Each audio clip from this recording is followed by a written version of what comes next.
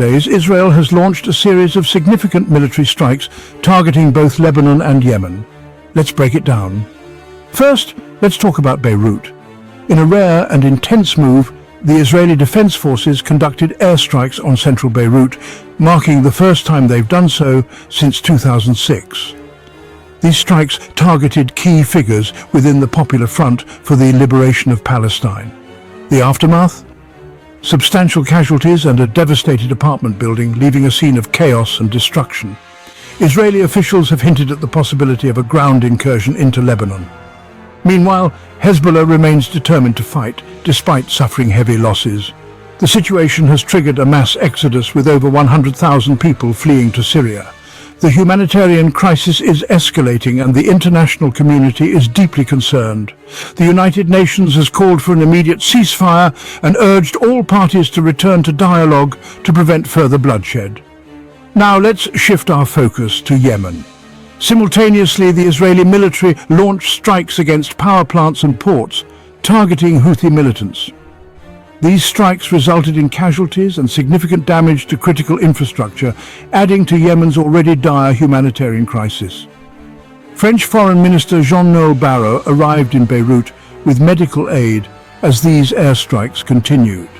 The city of Hodeida in Yemen suffered fatalities and injuries, further highlighting the devastating human cost of this conflict. In response, US President Joe Biden emphasized the importance of preventing a wider Middle Eastern war. The Pentagon is bolstering defensive air support in the region. Hezbollah confirmed the deaths of its senior commanders Ali Karaki and Nabil Kaouk in these Israeli strikes. The conflict is causing significant displacement and casualties, pushing Lebanon closer to a humanitarian crisis. The international community is expressing grave concerns over the escalating violence. The United States has adjusted its military posture, and France has sent humanitarian aid to Lebanon.